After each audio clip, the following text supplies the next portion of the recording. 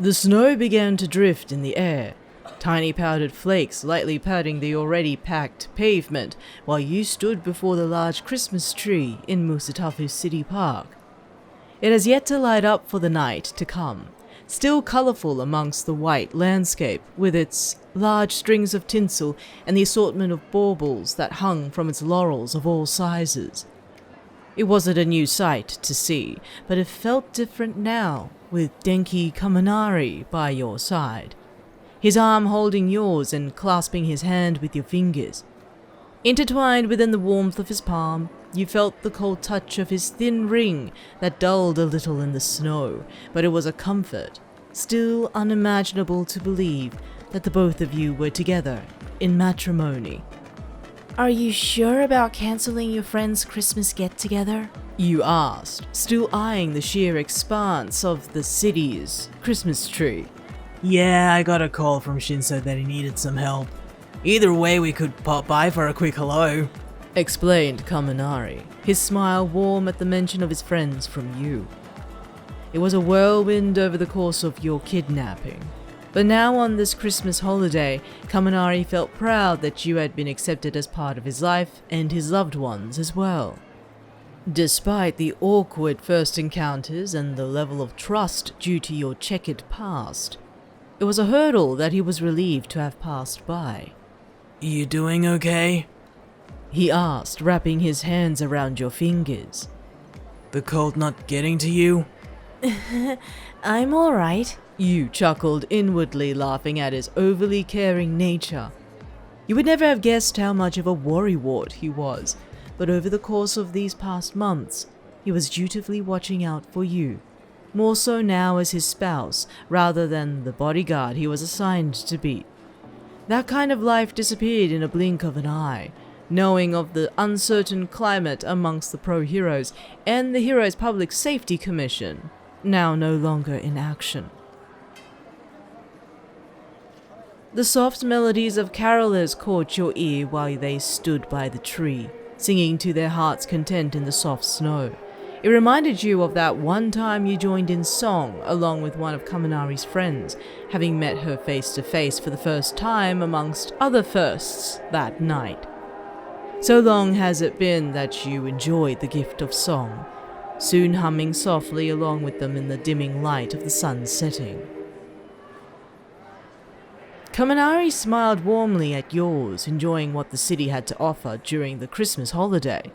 Nothing made him fill with joy than to see your happiness swell, glowing amidst the falling snow. It wasn't until a familiar head of purple hair caught his eye from afar, immediately recognizing a good old friend who he invited out while the both of you admired the large Christmas tree. He waved up high, loudly announcing his presence towards the woman, oblivious of her irate and annoyed glare while she trudged through the snow. Hey, Jirou! Ow! What was that for? Yelled Kaminari while he tenderly rubbed his arm from the onslaught of Kyoka Jirou's fist. I can't believe you got yourself married without telling me! She yelled at him, punching him once more, which in turn earned a chuckle from Kaminari, attempting to halt her anger. Jirou immediately turned her eyes onto you, now softened compared to the steely glare she gave Kaminari moments ago. I'm so sorry about his rash decision-making. I hope he didn't rush you into it. It's alright, Jirou. You reassured softly.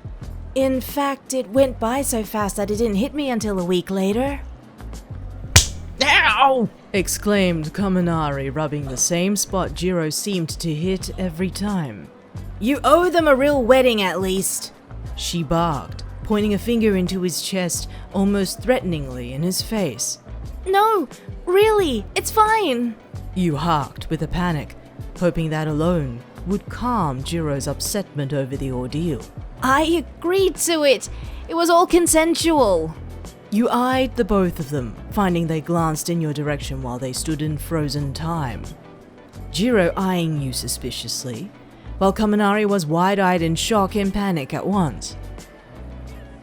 A heavy sigh from Jirou calmed the situation while she backed away from Kaminari, relieving him of the tidal wave of accusation that flooded into his vicinity. You exhaled with relief yourself, feeling the stress of the situation unnecessary, but also flattered to hear Jirou's opinion over the matter. You needn't have to ask Kaminari if he had told her everything. Man, why do you make the stupidest decisions sometimes? Commented Jirou, still irate but at least no longer threatening with any physical harm.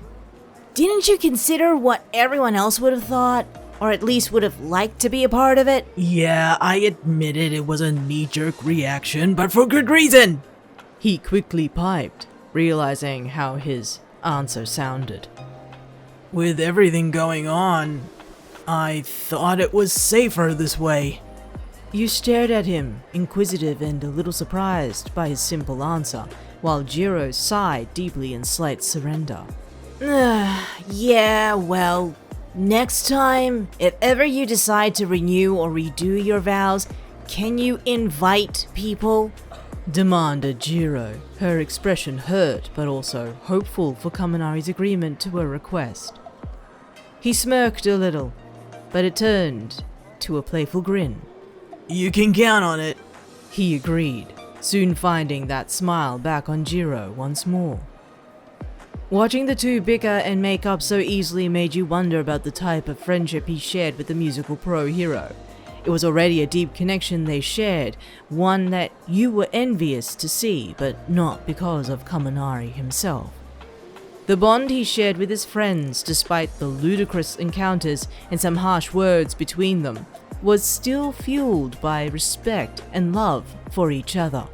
Something you had not experienced until he took you in from the now defunct commission all that time ago. Sharing a part of his life was a blessed thing, one that you didn't imagine could lead you here from behind that glass-paned window in that cell. The melody of the carolers shifted tune, jumping from one carol into another seamlessly as if they did not take a moment to breathe. You immersed in their song, almost harmonizing with them in your head, until Jirou took you out of your reverie with her hand on your shoulder. Wanna join them? She asked. I was not asked by Jamming Ye alone to come out here. Jirou took you by surprise before she tugged at your hand, leading you towards the carolers while you hesitantly resisted her offer. Maybe it's not a good idea, you uttered, catching her confused, until two large pairs of hands gently pushed you forward. Go ahead, mon ange. Encouraged Kaminari, catching your eye while he gazed down at you lovingly. The rain won't make any difference. You smirked a little with a lopsided smile, catching that quote unawares from his lips. The irony of putting two and two together between Jirou's semi-teasing name for him was no coincidence. You'll always love me, won't you? You replied back, catching that knowing smile from Kaminari before you turned to follow Jirou towards the carolers. She didn't quite make out what that short conversation was about, but you smiled happily nonetheless, stealing a glance back at Kaminari, who stood in wait, watching you mingle with the carolers while Jirou took point. The way you watched Jirou being greeted by them was awe-inspiring, hearing their praises of her work as well as her heroism in the city along the way. It came as a surprise when she dragged you into conversation, commending your talent and the few song releases you worked with her some time ago. The response you received was overwhelming, met with friendly faces who had no inkling of your past, and of any of the heinous things you had conducted recently in the city. You wondered if Jirou knew anything of the sort, but found she was too involved with the optimistic energy of the carolers, who happily invited you to join in their sessions, as if another life was built for you amongst the pro heroes of the city, something you never imagined to be immersed in. Eventually, with parchments in hand, the carolers began to harmonize while Jirou and yourself workshopped solo sections for each other, garnering a small crowd of people in the park who patiently waited to listen to the carols. The mass grew slowly, almost entranced by the caroling, but not because of your quirk. Jirou smiled, watching you in turn allow yourself the freedom to drown in the song, and allowing the carolers to almost suffocate you in their good cheer. And soon, the carol marched on with both your voices harmonizing together. Kaminari was one amongst them all, soon listening to the carol of choice this year, now in public, as opposed to the makeshift performance you both shared in Midoriya's apartment. He watched you glow brightly with every note you sang, sharing lyrics with Jirou and seamlessly merged between each other, catching another glimpse of happiness once more in the one thing you loved, aside from books. He beamed proudly at you from the crowd, catching your eye momentarily, sharing in your breath while you shared your gift to the world.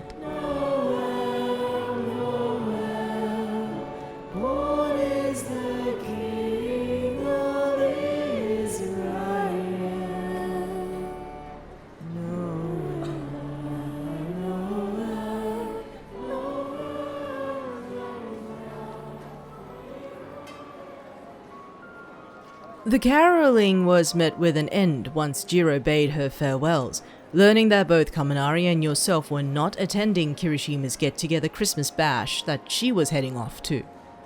When asked, Kaminari truthfully explained that he was going to help Shinso, who asked at short notice. You smiled at Kaminari's level of discretion, finding that despite that goofy disposition, he knew where the line was between his circle of friends, which also included your position in the matter with the life you carried. A stroll through the park soon made your way towards the tall apartment block that housed Shinso's home. Familiar with the sight of it ever since you first graced his home during the same season. Entering the foyer and taking the trip up the elevator was a brisk moment where you felt a fainting spell hit you, propped up by Kaminari, who kept you on your feet.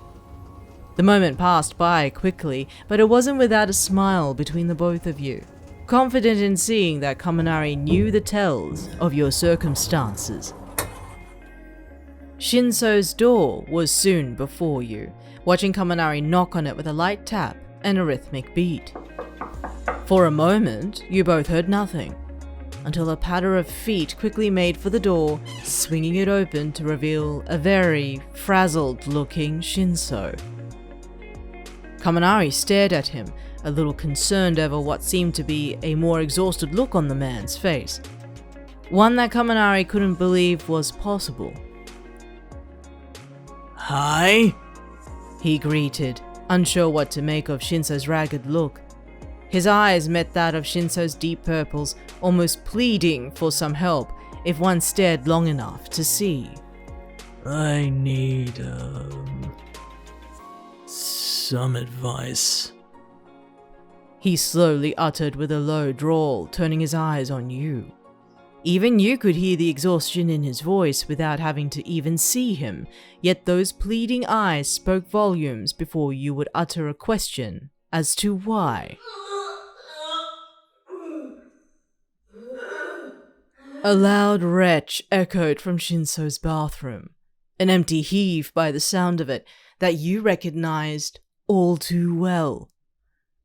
And unfortunately for Shinso, so did Kaminari. No way, Shinso! Exclaimed Kaminari, surprised and yet overly joyous to come to the conclusion that Don't! Interrupted Shinso, staring straight into Kaminari's golden eyes with a threatening glare. Kaminari did well not to push the agenda further, also in part that he didn't need a beating from another friend in the process. However, while he stood by the door with Shinso, you slipped into the apartment, turned to the bathroom and found Shinso's partner by the seat of the toilet bowl, almost cradling their head just shy from its edge. You sighed heavily at the sight, aware of the experiences with the sickness before you leaned by their side. Do you still need the toilet bowl? You asked softly, finding their face nauseous while you gently rubbed their back. I think I'm done. They replied, heaving their breath deeply through their nostrils. I'll help you get some fresh air. Oui? You asked once more, earning a weak nod from them before you took their arm, helping them from the bowl and leading them towards the lounge. You immediately turned towards one of the apartment windows, one that had the appropriate window seat for them to lean against, while also grabbing crisp air from the winter breeze. Take some deep breaths. I'll be back with a glass of water. You informed, earning a low hum from them while they leaned on the windowsill, almost drifting to sleep in the breeze.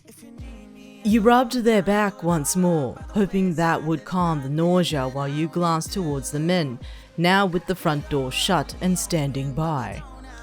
Shinso stared at the scene, still concerned by the state of affairs, while Kaminari lovingly watched you take control of the situation. You couldn't help but smile back once more. It was becoming infectious. You wouldn't happen to have any crackers, do you? You asked, earning a heavy sigh from Shinso, one you felt was exasperated more so by his day rather than your question. At least you hoped. How about cereal? The brand kind. Shinso stared at you for a moment before he made his way towards his kitchen, possibly answering your question without a word. With both hosts of the household occupied, you glanced back at Kaminari, whose grin widened at the predicament.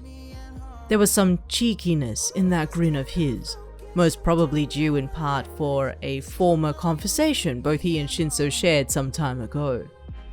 Still, the more Kaminari learnt about your tales, you learnt his, garnering a sense of pride beneath that grin. Kaminari never thought any ill will about his friends, always seeing the positives, as he did with you. Despite all that the both of you had been through, you recalled your vows, as quickly as you had to put them together, seeing the love he shared and spilled over onto you. Our kids can be friends! He exclaimed across the room towards the kitchen, catching you off guard. Not another word, Kaminari. Retorted Shinso, now with a cereal box in hand. Je t'aime, Denki. You chuckled to yourself.